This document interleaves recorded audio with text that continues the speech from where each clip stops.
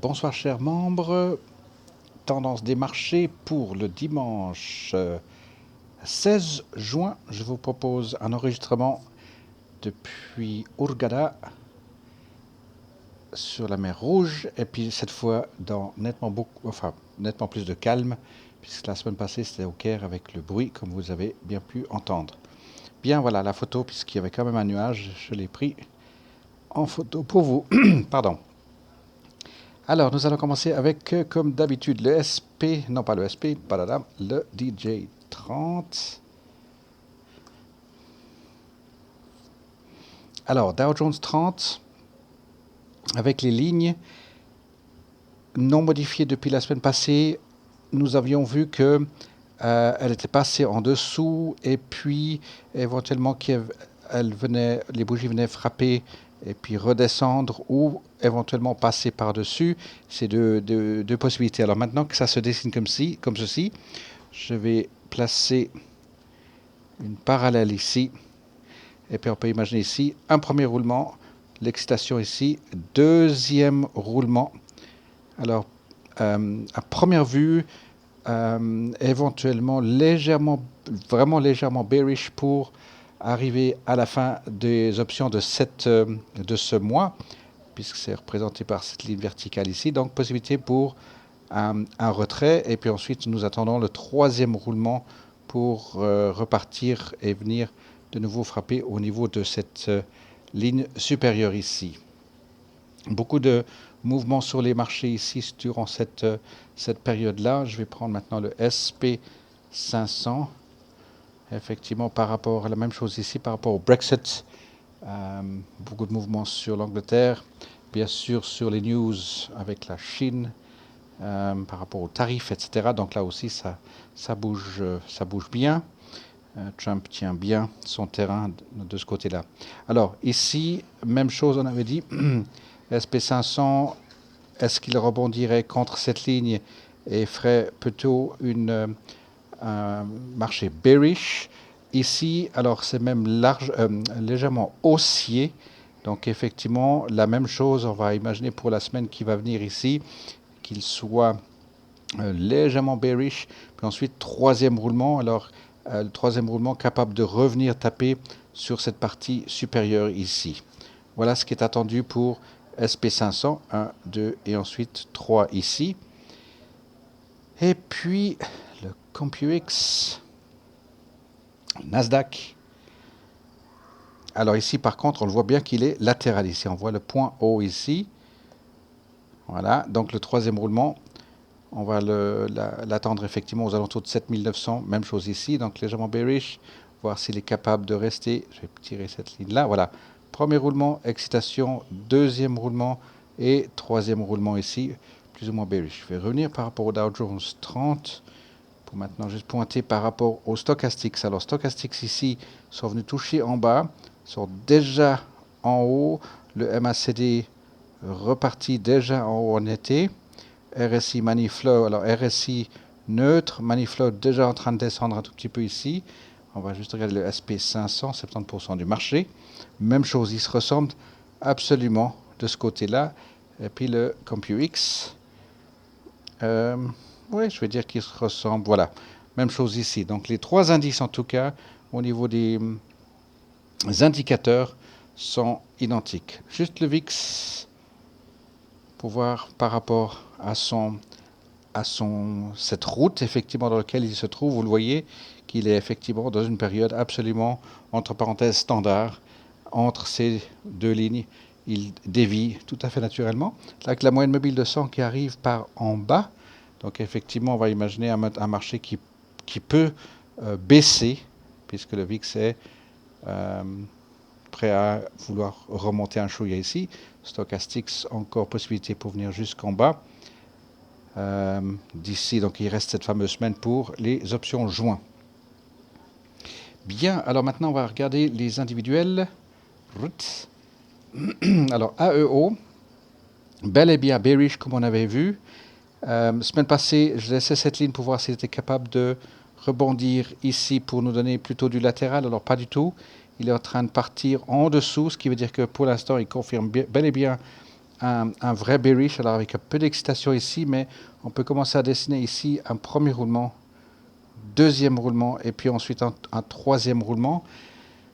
Alors je sais qu'il y a certains clubs qui sont en train de regarder pour un bull call, effectivement ici entre 17 et 18, donc pour la semaine qui va venir, ce sera probablement possible à le garder en ligne de mire, et puis tâcher de le faire passer pour, donc ça va être ce qu'on appelle un chicken spread sur une semaine restante ici. Les stochastics, pardon, oui, les stochastics sont bien, RSI est bien, et puis vous avez le MACD qui arrive à la ligne 0 ici.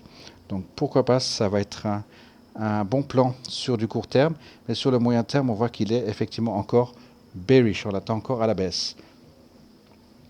Alors ANF, avec son énorme gap ici, alors premier roulement, c'est pas très bien défini en tout cas, deuxième roulement non plus.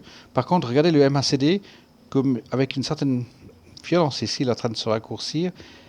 Stochastics, RSI et puis Money Flow, et puis Stochastics ici en bas. Donc, tension les vélos, 7 juin, donc ça s'est passé au niveau des annonces. Donc, revirement de situation ici pour la dernière semaine, ça va être intriguant de voir comment ce qu'il va se comporter pour cette dernière semaine, s'il est capable de venir rebondir ou taper plutôt la tête contre le 17 ou passer plus haut que 17. Donc, dans la semaine qui va venir, probablement entre 16 et 17, vouloir travailler ce dollar vers le haut ici. Donc aussi une possibilité d'un bull call spread aussi, pourquoi pas. AES, je vais le mettre dedans ici. Alors AES, le graphique ne se met pas complètement à jour ici. Donc vous voyez un premier roulement qui se fait, un deuxième roulement avec le point haut plus haut, et puis nettement visible ici le point bas plus haut, et puis troisième roulement ici au niveau, pour arriver plutôt à la fin des options pour le mois de juin. On voit qu'il voudra probablement finir sur les 17. Je vais voir s'il peut juste me mettre... Voilà, à 17,09, bah, il y est. Donc effectivement, probablement vouloir rester aux alentours de 17 pour arriver à la fin des options call. AES. Asina. Est-ce que j'ai d'autres lignes ici? Non. Donc Asina, pour l'instant, on voit ici, à partir du moment où il a fait son gap, taper vers le bas ici. Premier roulement, deuxième roulement, troisième roulement. Ça, vous le voyez, ça a été fait ici avec un léger troisième roulement plus haut, mais pas significatif. Par contre, aujourd'hui, on voit qu'il n'arrive pas à tenir les 1 $. Il est passé en dessous. Donc effectivement, ici, c'est vraiment maintenant une partie de patience avec lui. Très bearish à partir de ce moment-là. Ici, c'était le 21, oui, le 21 novembre. On voit qu'il n'arrive pas à faire son palier, n'arrive pas à tenir. Ici non plus. Donc il faudra juste attendre maintenant effectivement comment ce qu'il veut terminer le mois des options. Et puis je vais utiliser cette ligne ici pour marquer le 1 $. Il est nécessaire pour lui de revenir en dessus de 1 et de négocier entre 1 et 1,50, bien sûr, fermer le gap et puis être de nouveau à 2 où la ligne était tout à l'heure ici. 23 juin, non, c'est le 3 juin. Si ça a eu lieu, on va juste, j'ai pas ça en tête maintenant. Alors, à voir maintenant comment la semaine qui se déroule, enfin la semaine qui va se dérouler maintenant, à combien il veut encore péricliter pour arriver. On imagine effectivement qu'il est capable de revenir sur 1 $. Et ça fera effectivement, donc il y a eu ce premier roulement, deuxième roulement, troisième roulement, changement de direction. Donc on va oser imaginer qu'il voudra faire une période latérale. La moyenne mobile de 100, elle arrive vraiment de haut. Donc pour l'instant, effectivement ici, c'est au niveau des indicateurs, c'est très très très très faible pour l'instant. Par contre, regardez bien le money flow ici, qui vient vraiment en dessous, alors que tout le long ici, le money flow était toujours légèrement en dessus, voire un tout petit peu en dessous. Puis ensuite, il y a eu une hausse du money flow et une grosse correction en très peu de temps ici. Donc, juste à voir ce que ça peut préconiser. BlackBerry, on attend effectivement qu'ils s'inscrivent ou qu'ils nous inscrivent ou qu'ils nous confirment son roulement. Et là, vous le voyez, je vais mettre... Alors, nous attendions effectivement, ça c'est le premier roulement, nous attendions le deuxième roulement pour voir s'il était capable de faire un point plus haut que le roulement d'avant. Dans quel cas, c'est un indicateur qui va plutôt vers le haut, ou alors on disait effectivement qu'il fasse le premier roulement et le deuxième roulement qui tourne aux alentours de 8 pour redescendre. À ce moment-là, on imaginait que c'était bien latéral. Alors, au vu de ce qui s'est passé ici cette semaine, je vais mettre cette ligne en diagonale comme ceci, et puis on peut imaginer que ça va être l'inscription du premier roulement, deuxième roulement, ça c'est un peu de l'excitation, donc on va laisser revenir jusqu'ici, et puis probablement pour le mois des options suivants, ça va être intéressant effectivement de call de 9 carrément ici, et ce qui correspond avec un très bon support ici pour BlackBerry. Donc BlackBerry est en train de nous faire une confirmation de la direction plutôt haussière. Est-ce qu'il choisit maintenant la voie rapide? Ça c'est aussi une possibilité ici, mais on va imaginer ici, premier roulement, deuxième roulement et troisième roulement ici. Je vais laisser ça pour la prochaine fois au niveau des notes. Donc pour BlackBerry, là il part dans la bonne direction avec les croisements des moyennes mobiles ici, c'était grosso modo le jeudi. Alors Chesapeake, un léger palier ici à 1,94. Il n'arrive pas à tenir pour l'instant. On est en train de sortir d'une énorme période MACD ici. Donc de nouveau, attendez-vous à un changement de direction puisque vous avez cette pointe basse de 1,80 qui avait été sur lequel il a bien rebondi pour janvier, février, mars. Il revient chercher cette base ici. Donc là, il y a des roulements dans les roulements. Je vous laisse voir de votre côté les roulements. Et cette semaine maintenant, je vais me remettre sur 3 mois. Cette semaine, c'est important pour lui de laisser ou de maintenir 1,77, 1,80, voire pratiquement 1,90. Et puis ensuite, on verra comment ce qui va se comporter pour le nouveau mois. Parce qu'attention, comme j'ai dit ici, MACD assez violent. En tout cas, sur 3 mois, c'est fort. Donc ça, c'est très bien. Ici, vous avez ce gros MACD été. Et vous le voyez comme il l'a bien rendu ici. Puis ensuite, il y a une ribambelle, mais elle s'annule les unes contre les autres. Rouge contre le bleu, etc. Ça s'annule. Par contre, ici, vous avez, je me répète un peu, mais un gros MACD avec les RSI qui arrivent sur la ligne 0. Manifleur un tout petit peu en dessus. C'est un petit peu à l'envers pour nous pour l'instant. Et puis, vous avez aussi le Stochastics qui est dans la bonne direction pour nous. Donc, la ligne ici reste valable. On attend effectivement à ce qu'il puisse se retourner, faire palier, traverser les deux, venir se poser à 2,25. C'est une bonne probabilité pour CHK en tout cas. Chicos, alors regardez Chicos par rapport à CHK. Chicos le fait maintenant.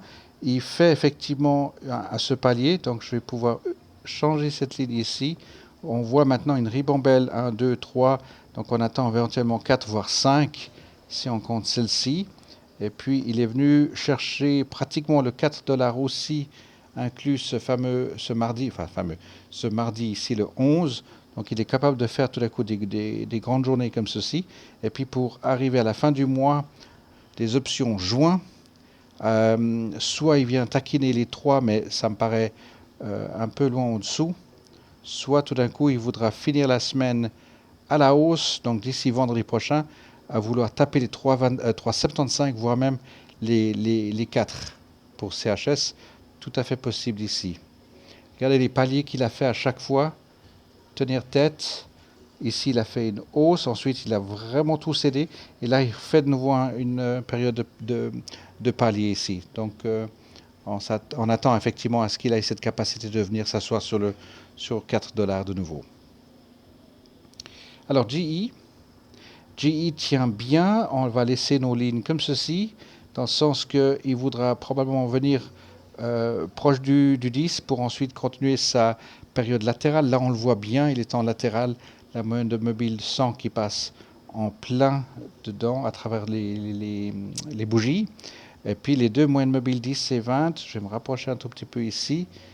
Vous avez alors ici, vous avez le croisement des 10 et 20 pour la hausse, croisement pour la baisse et tout de suite le croisement pour la hausse. Donc maintenant, on attend plutôt une période bullish jusqu'à environ 10,50 et plus.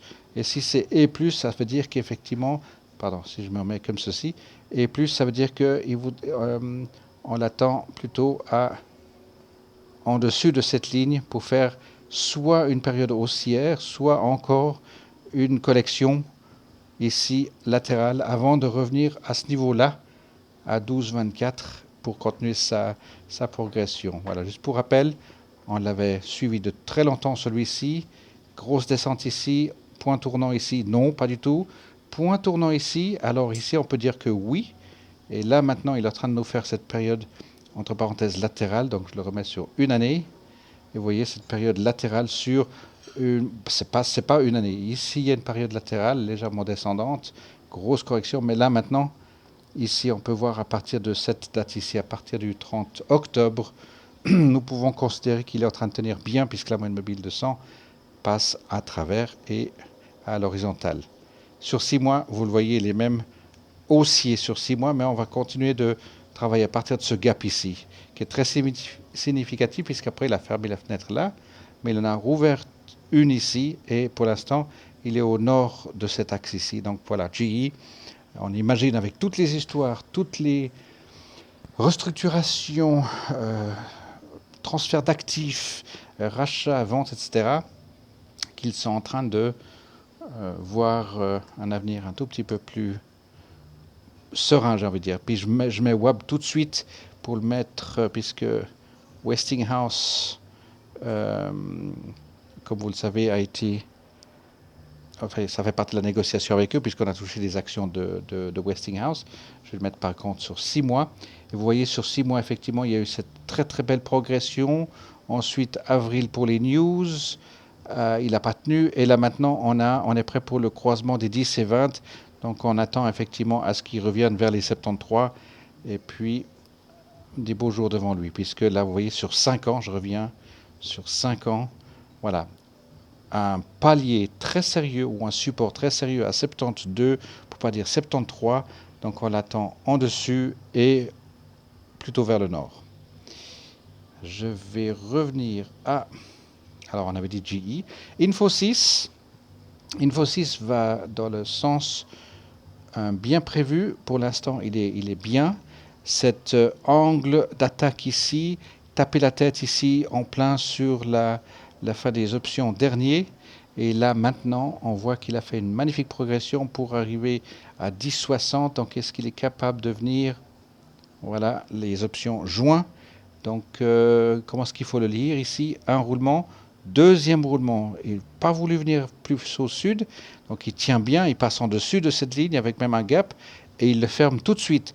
Donc la semaine qui va venir ici va être probablement un rallye, puisqu'il voudra probablement mettre les 40 centimes pour terminer à 11 ici. Donc ça paraît assez loin, mais assez faisable. Il y a déjà eu le gros mouvement ici stochastique, c'est déjà entre parenthèses circuit, stochastique, les MACD également.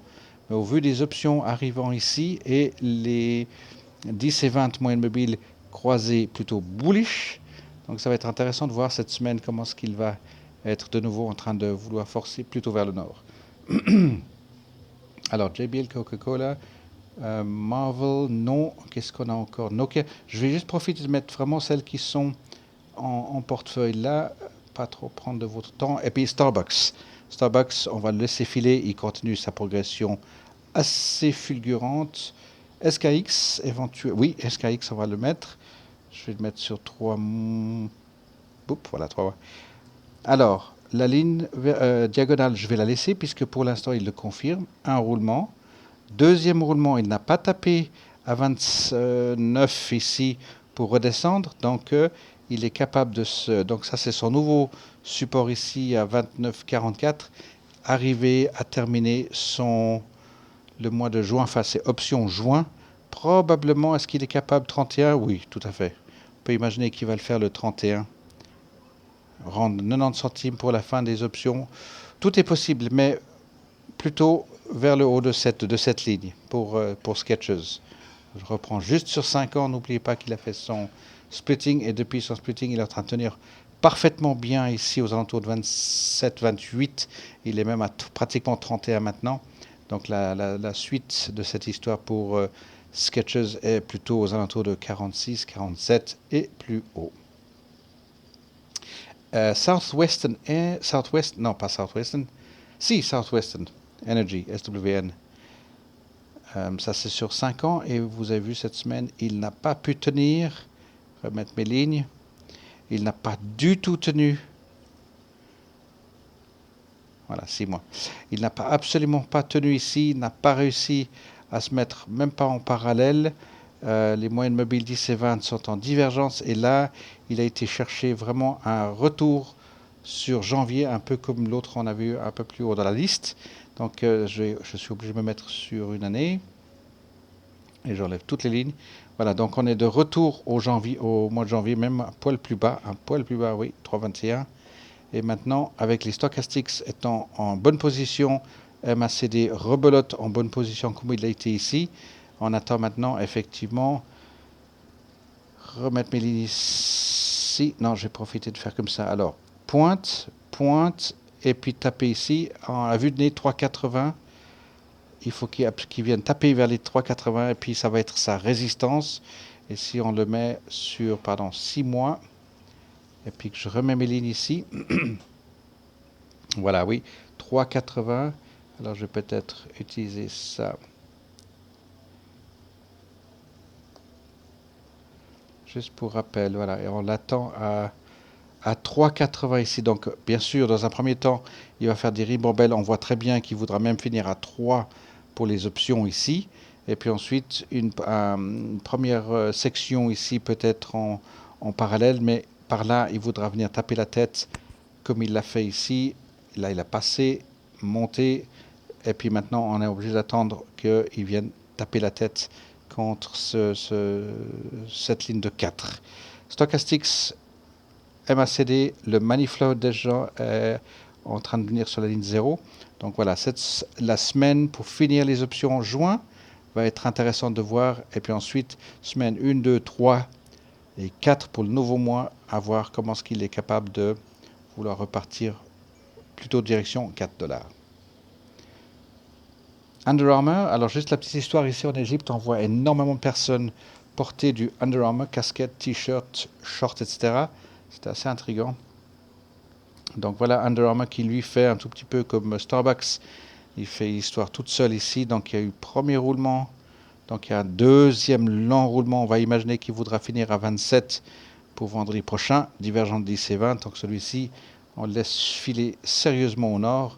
Donc sur une période d'une année, il est en dessus de son point de départ. Et puis si on le met sur 5 ans pour rappel, voilà. Donc après son splitting, il n'a vraiment pas tenu. Et là, maintenant, on arrive à les croisements des 10 et 20, grosso modo, un roulement, 2 roulements, 3 roulements. Donc, il est possible et c'est faisable qu'il puisse rendre encore peut-être 1,50 $, mais ensuite le voir partir encore au nord. Qu'avons-nous encore ici? Alors, juste Wendy's. Wendy's fait contre-courant. On l'attendait effectivement à ce qu'il puisse revenir vers les 17 comme il avait fait ici aux alentours du mois de mars. Mais pas du tout. Il est en train de faire 1, 2, 3, 4, 5. Alors 6 et 7. Et puis ensuite, changement de direction. Donc ça va être intéressant de voir. Juste pour rappel, effectivement, sur 5 ans, il est sur son point le plus élevé sur 5 ans. C'est pour ça qu'on l'attend effectivement à un changement de direction pour lui.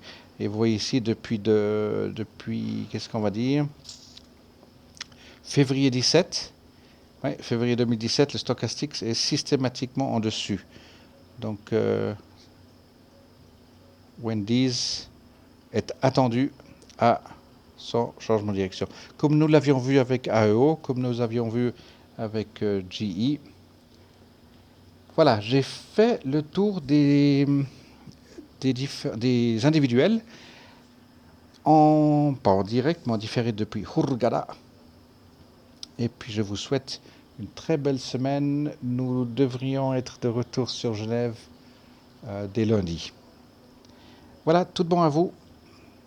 À bientôt.